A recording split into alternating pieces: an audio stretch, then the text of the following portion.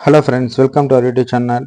இன்னைக்கு நம்ம வீடியோவில் என்ன பார்க்க போறோம்னா, பொது தமிழ். தமிழ் வந்து நம்ம கவர் பண்ணி ஆகணும். கம்பல்சரி தமிழ் வந்து கவர் பண்ணி ஆகணும் ஃப்ரெண்ட்ஸ். அதில் வந்து நம்ம 3 பார்ட்டாக பிரிச்சுக்கலாம்.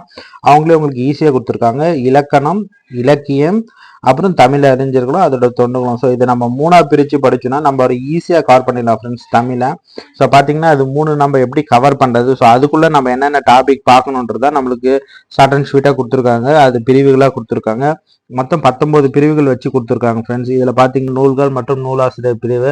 அந்த மாதிரி இதில் ஒன்னொன்னா நம்ம டாபிக் வைஸாக பிரிச்சுக்கினாலே நம்ம மொத்தமாக எத்தனை டாபிக் பார்க்கணும்னா இதில் ஒரு 19 ஃப்ரெண்ட்ஸ். அதுக்கப்புறம் இதில் பார்த்தீங்கன்னா ஒரு 7. பார்த்தீங்கன்னா 19 ஒரு 7 26 பார்க்கணும். அதுக்கப்புறம் 26 இதில் ஒரு 16. அப்போ நம்மளுக்கு 36 42 இவ்வளோ தான் ஃப்ரெண்ட்ஸ். நம்ம இந்த 42 மட்டும் இந்த டாபிக்ஸ் மட்டும் நம்ம கவர் பண்ணிட்டோம்னா தமிழ் ஈஸியாக கம்ப்ளீட்டாக கிளியர் பண்ணிடலாம் ஃப்ரெண்ட்ஸ். ஆனால் இது நம்ம கவர் பண்ணுறது கொஞ்சம் கஷ்டம் தான். ஆனால் நம்ம இதை மட்டும் நம்ம கவர் பண்ணாலே போதும் ஃப்ரெண்ட்ஸ். அது இல்லாமல் நம்ம மாடல் கொஷின்ஸ் பேப்பரும் இதோட சேர்த்து கவர் பண்ணணும். அப்போ தான் நம்மளுக்கு ஒவ்வொரு ஈஸியாக இருக்கும். மாடல் கொஷின்ஸ் பேப்பர்ஸும் கவர் பண்ணிட்டா தான் அது மாதிரி எப்படி கேட்குறாங்க.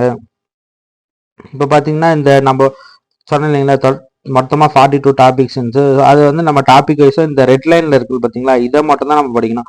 இப்போ பார்த்தீங்கன்னா மரபு கவிதை, அது வந்து தமிழறிஞர்கள், தமிழ் மொழி, கலைகள், அதுக்கப்புறம் அகர உதவி, சமய பொதுமை, தமிழகம். இந்த மாதிரி இதில் இருக்கிற டாபிக்ஸை தான் நம்ம ஃபுல்லாக கவர் பண்ணி படிக்கணும் ஃப்ரெண்ட்ஸ்.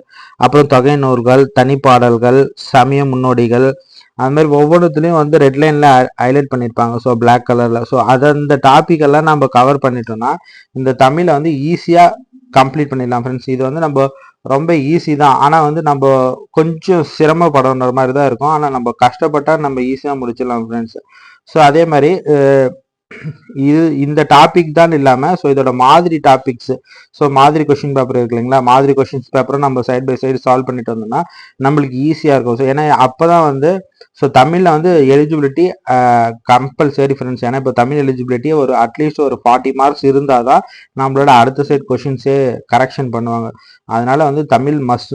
அதனால நீங்கள் எவ்வளோ டைம் எடுத்து படிக்கிறீங்களோ அந்த அளவுக்கு ரொம்ப நல்லது ஃப்ரெண்ட்ஸ். ஏன்னா இதுலெல்லாம் நம்ம படிக்கிறது நிறைய இருக்கும் ஃப்ரெண்ட்ஸ். தொகை நூல்கள், 17 கீழ்கணக்கு நூல்கள், அப்புறம் தொடர்நிலை செய்யுள், இது எல்லாமே வந்து உள்ள வந்து இதெல்லாமே நிறைய படிக்கணும். தனிப்பாடல்கள், சமய முன்னோடிகள், இது எல்லாமே வந்து கொஞ்சம் டைம் எடுத்து படிக்கிற மாதிரி தான் இருக்கும். அதனால கொஞ்சம் கஷ்டப்பட்டு நம்ம படிச்சுட்டோம்னா ரொம்ப ஈஸியாக போயிடும் ஃப்ரெண்ட்ஸ்.